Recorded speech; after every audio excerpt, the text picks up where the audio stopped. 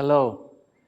We live in the fourth industrial revolution, where data, artificial intelligence, robotics, and the connected world are all coming together. Therefore, it's never been more important for companies to transform their businesses to adapt to this very digitized world.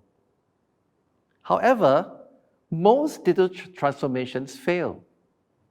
In fact, depending on who you speak to, anywhere between 70 to 95% of all digital transformations fail to meet their objectives. And IDC estimates that of the $1.3 trillion spent in 2019, almost 800 billion have gone to waste. What are some of the reasons why digital transformations fail? Well, in my research and my experience, I found 5 reasons that account for most of these failures. The first is putting the solution before the problem. The second is an inability to manage the sheer complexity of such programs. Third is treating it mostly as a technology issue. Number 4, whatever is being created in terms of an idea moving to an innovation is neither desirable, viable, or feasible. And finally, as everyone knows, the lack of the talent to execute. Let's go through each of this in a little bit more detail. Solution before the problem. It's very common in the technology industry to be solution-oriented, to be invention-oriented. A very good example, as you can see on this chart, is the invention of the transistor in 1947. But it wasn't until 1954 that the transistor found its way into the transistor radio. And in fact, only in 1958 was the first integrated circuit created. And finally, a device that most of us know that powers everything today, in 1971, the transistors were finally used in microprocessors.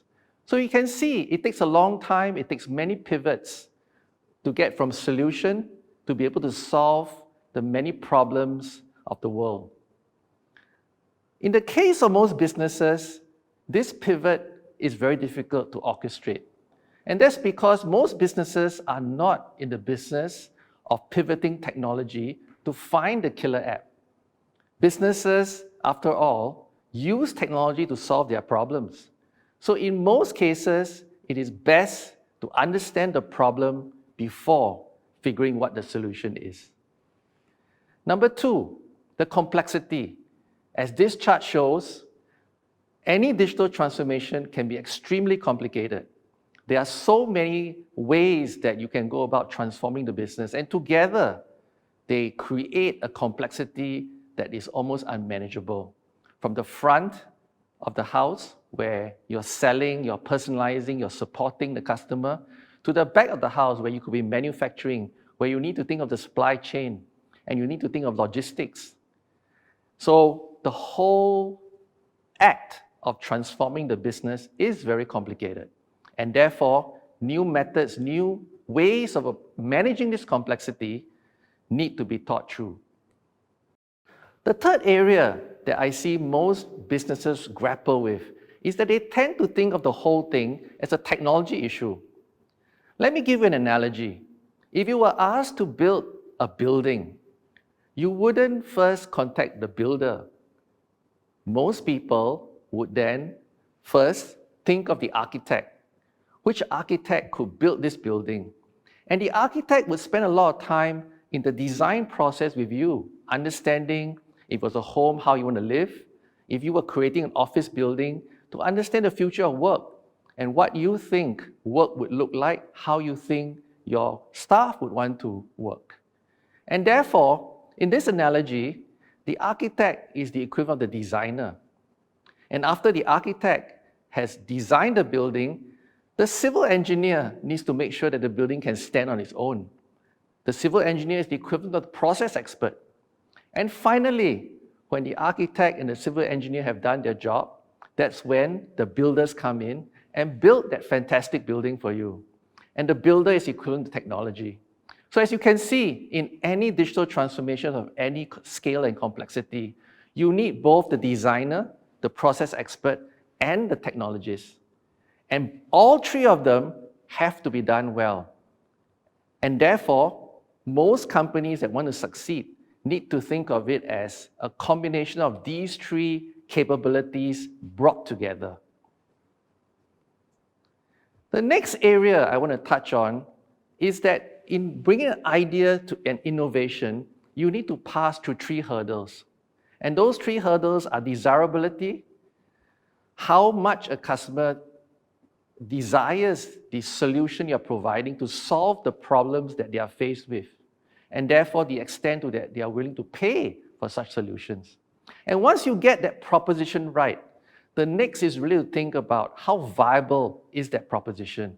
Can it make money, and can it be an ongoing sustainable business?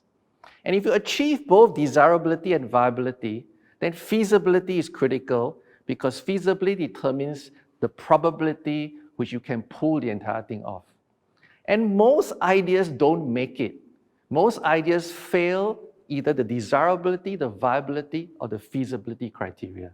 And that's why it's very important for companies to ensure that whatever ideas they're generating meet these three criteria before you can say that it's an innovation. Finally, talent. We know that there's a large talent shortage in the designers, in the process experts, and in the technologists. And therefore, it's never been more important to look at how you hire. Yes, you need people in the incumbent organizations that have the experience and understand the business. But it's also important to bring people with the new capabilities that may not have those experience. And therefore, looking at attributes are very important. And those attributes, for example, persistence, the ability to think from a systems perspective, what we call systems thinking, so that you can handle the complexity, the courage to be bold, so that you can make those leaps and break those paradigms that plague existing businesses, or continuous learning, because there's a lot of learning taking place as you make the transformation happen, and those learnings can help you increase your probability of success. And finally, people who are responsible, who have the persistence, who communicate succinctly, and can produce great teamwork together. I've now covered the key reasons why companies fail in their digital transformation. Now, let's have a little chat on what are some of the finer points on three of these items. Thank you.